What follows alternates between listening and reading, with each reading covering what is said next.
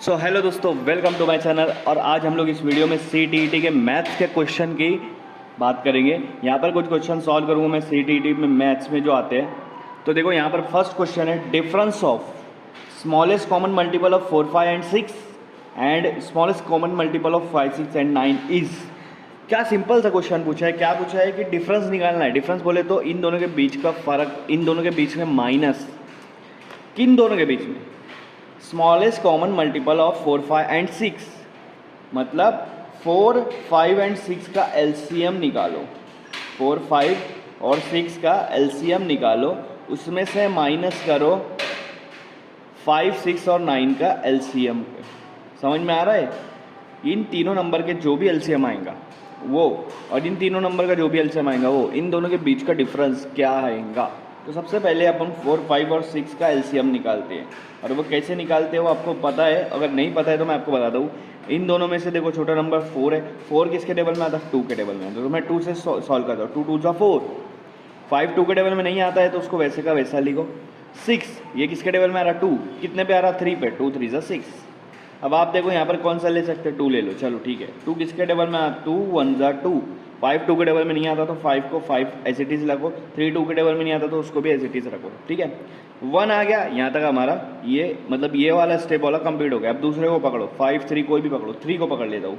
3 1 3 के टेबल में नहीं आता उसको वैसे ही लिखो। 5 भी 3 के टेबल में नहीं आता उसको वैसे ही लिखो। 3 3 1 जा 3, तो यहाँ 1 लिखो। 3 1 जा 3। अब क्या बचा? ये दोनों 1 हो गया। क्या बचा आपके पास? 5। तो 5 1 1 वैसे ही रख दो। 5 के टेबल में नहीं आता। क्या बच रहा है? 5 कितने पे आता है? 5 5 के टेबल में 1 पे। 5 1 जा 5। ये आपका आंसर आ गया। तो ये जो भी आंसर है ये चारों को मल्टीप्लाई कर दो तो आपको एलसीएम मिल जाएगा। एलसीएम ऑफ 4 5 एंड 6 क्या आएगा? ये चारों का मल्टीप्लाई। 2 multiply 2 multiply 3 multiply 5। 2 2 जा कितना होता? 4। 4 मल्टीप्लाई 3 इंटू 5। ठीक है। 4 3 जा कितना हुआ? 12। 12 इंटू 5। 12 5 जा 60। मतलब एलसीएम ऑफ 4 5 एंड 6 कितना निकला? 60 निकला। ठीक है। अब एलसीएम ऑफ 5 8 9 निकालेंगे। 5 8 और सॉरी 5 6 और 9 है। ठीक है। तो यहाँ पर देखो मैं क्या कर रहा हूँ, 6 और 9 दोनों 3 के टेबल में आ जाए तो 3 से कर लेते। आप 5 से भी कर सकते हो, जो आपको करना है वो करो। 3 के टेबल में 5 नहीं आता तो 5 को वैसे के वैसे लिखो। 3 के टेबल में 6 आता 2 पर। 3 के टेबल में 9 आता 3 पर। ठीक है। अब 5 से कर लेते। 5 के टेबल में 5 1 पर आता है। ये दोनों 5 के टेबल में नहीं आता, उसको वैसे के वैसे लिखो। 1 यहाँ पर आ गया, इसका काम खत्म। अब ये दोनों की बारी है। आखिरी में 1 जहाँ पर आ गया वहाँ पे काम खत्म कर देना है। 2 के टेबल में 1 नहीं आता, 1 को वैसे ही रखो। 2 1 जा 2 और 3 2 के टेबल में आता तो 3 को वैसे ही रखो। अब ये 2 1 आ गया, इसका भी काम खत्म। बचा क्या? 3। 3 के टेबल में ये दोनों नहीं आता। 3 के टेबल में 3 आता 1 पर। तो ये आपके एलसीएम हो गया 5 6 9 का। एलसीएम ऑफ 5 6 एंड 9 क्या आ रहा है यहाँ पर? 3 5 2 3।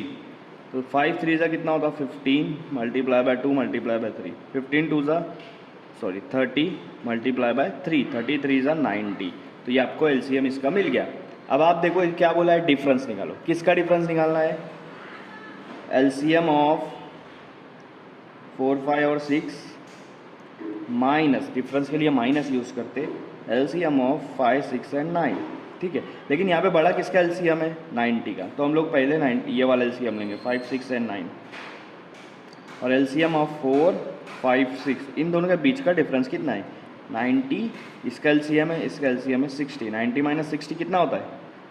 30। इन दोनों के बीच का फर्क कितना है? 30। इन दोनों के बीच का डिफरेंस कितना है? 30। तो ऑप्शन 1 करेक्ट आ रहा है।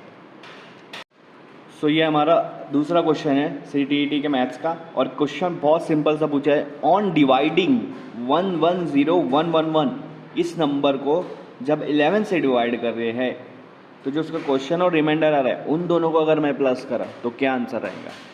सिंपल सी बात। जब यहाँ बोला है ऑन डिवाइडिंग 1 1 0 1 1 1 बाई 11 तो आपको क्या करना है?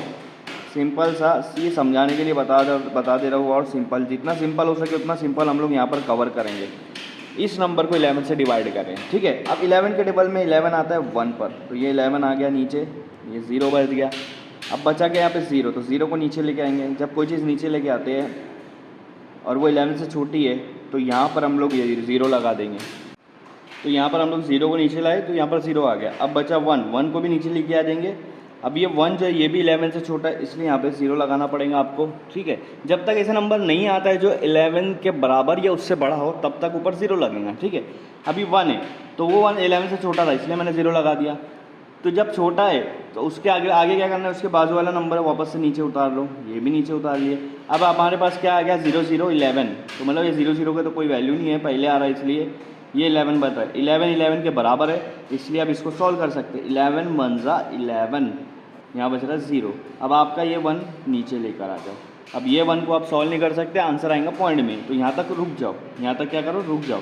जब ये तुमने 1 नीचे लाया तो यहाँ 0 लगा दो, क्या कर दो वहाँ पे 0 लगा दो। जो भी चीज़ अकेली नीचे आ रही ऊपर 0 लगेंगी, ठीक है। अब आप देखो यहाँ पर क्वेश्चन और रिमाइंडर बोला है, ये आपका क्वेश्चन हो गया, ये आपका रिमाइंडर हो गया। इन्होंने क्या बोला है, इन दोनों को अगर मैं प्लस करता हूँ, सम करता हूँ तो मेरा आंसर क्या आएगा। तो इन दोनों को प्लस करता हूँ 1 0 0 1 0 प्लस 0 1 0 1 प्लस 1 1 1 प्लस 0 1, और ये वैसा का वैसा आ जाएगा। तो 1 0 0 1 1 1 0 0 1 1 कहाँ रहा है आपका, थर्ड ऑप्शन, ये आपका करेक्ट है। तो ये रहा हमारा थर्ड क्वेश्चन। और देखो क्या दिया है, let a is equal to 11/13। a की वैल्यू दी है 11/13, b की वैल्यू दी है 13/14 और c की वैल्यू दी है 15/17। और ये तीनों फ्रैक्शन दिया हुआ है और उन्होंने बोला है कि इसमें से कौन सा ऑप्शन करेक्ट रहेगा, मतलब इसमें से कौन सा बड़ा है, कौन सा उससे छोटा है, कौन सा उससे छोटा है, ये आपको पता करना है। अभी फ्रैक्शन में किसी को समझ में नहीं आता कौन सा बड़ा है कौन सा छोटा है, तो ये समझने के लिए सबसे पहले हमको डेसिमल वैल्यू पता होना चाहिए। क्या पता होना चाहिए, डेसिमल वैल्यू। डेसिमल वैल्यू सबसे पहले 11/13 की निकाल लेते हैं। जैसे आप सॉल्व करते हो ना, वैसे ही 11/13 की हम लोग डेसिमल वैल्यू सॉल्व कर लेते हैं। मैं यहाँ पे बता देता हूँ आपको, ठीक है। 11/13 तो कैसे करेंगे हम लोग इसको, 13 बाहर रखेंगे, 11 को अंदर। 13 के टेबल में 11 नहीं आता, छोटा है, इसलिए यहाँ पर 0 लगा देंगे, ठीक है।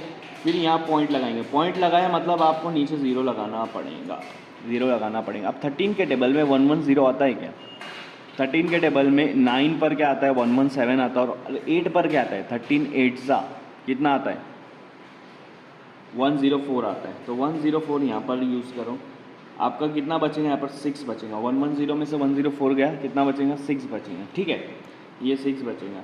और ये कितने पर आया 8 पर आया, कितने पे आया 8 पर आया, ठीक है। अब क्या करेंगे, पॉइंट ऑलरेडी लगा हुआ है, फिर 0 लगा देंगे। 13 के टेबल में 60, 13 के टेबल में 60 आता है, 13 26 39 40 52 52। 13 पे 4 पे आता है 52, 4 पे क्या आता है 52, कितना बचा फिर से 8 बचा। यहाँ तक के क्लियर कर दो। तो आपका जो 11/13 की वैल्यु जो आई है वो आई है 0.84। क्या वैल्यू आई है 0.84, ठीक है। अब हम लोग निकालेंगे दूसरे वाले का 13/14 का निकालेंगे, तो मैं उसको पीछे बताया। तो 13/14 की वैल्यू हम लोग यहाँ पे फाइंड आउट करेंगे। तो 14 नीचे इसलिए उसको बाहर, 13 ऊपर इसलिए उसको अंदर रखेंगे। 14 के टेबल में 13 नहीं आता, छोटा इसलिए 0 यहाँ लगा देंगे, यहाँ पॉइंट। जब यहाँ पॉइंट लगा रहे तो नीचे 0 लगाओ। अब 14 के टेबल में 130 आता है, नहीं आता है, उससे छोटा क्या आता है 126 आएगा, वो भी 9 पर। 14 9 सा 126, 130 में से 126 गया, कितना बचा 4 बचा, ठीक है। हाँ, अब यहाँ 0 लगा देंगे क्योंकि ऑलरेडी ऊपर पॉइंट लगा हुआ है। 14 के टेबल में 40 नहीं आता, 40 से छोटा क्या आएगा 28 आएगा, तो 28 आएगा, वो भी 2 पर आएगा। तो ये आपका यहाँ पर 12 बच गया। मतलब 13/14 की वैल्यू कितनी है आपकी, 13/14 की वैल्यू कितनी है 0.92, मतलब 11/13 से 13/14 बड़ा है। अब आप निकालेंगे 15/17 की, क्या निकालेंगे 15/17 की। तो 17 नीचे रखता हूँ, बाहर रखता हूँ, 15 अंदर रखता हूँ। 17 के टेबल में 15 नहीं आता इसलिए 0 पॉइंट लगा देंगे, तो यहाँ पे 0 लग जाएगा।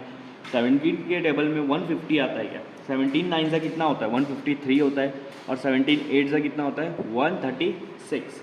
तो 17 8 से 136 आ रहा है आपका, माइनस करने पे 14 बच रहा है। अभी भी छोटा है इसलिए यहाँ पे 0 लगाना पड़ेगा। अब 17 के टेबल में 140 आता है, 140 तो नहीं आता, लेकिन 17 7 से कितना होगा 119 होगा, कितना होगा 119 होगा। तो 119 कितने पे आ रहा है 7 पर आ रहा है। तो आपका यहाँ पर 11 बच रहा है। ये देखो ऊपर क्या वैल्यू है 0.87, क्या वैल्यू है 0.87। 15/17 की वैल्यू है 0.87। इसमें बड़ा कौन सा है 13/14, उससे छोटा कौन सा है 15/17, और उससे छोटा, ये फर्स्ट नंबर पे आएगा, ये सेकंड, ये थर्ड, मतलब ये सबसे बड़ा है, ये उससे छोटा है, ये सबसे छोटा। तो फर्स्ट सबसे बड़ा कौन सा आएगा, ये पीछे से देखना है। सबसे बड़ा है 13/14, ये आपका। उससे छोटा है 15/17 ये, और उससे छोटा है 11/13, मतलब ए ऑप्शन आपका करेक्ट आ रहा है। क्योंकि देखो ये जो आपको ग्रेटर की साइन दी हुई है, मतलब सबसे बड़ा 13/14, उससे छोटा 15/17, उससे छोटा 11/13, तो एक ऑप्शन ए करेक्ट आ रहा है।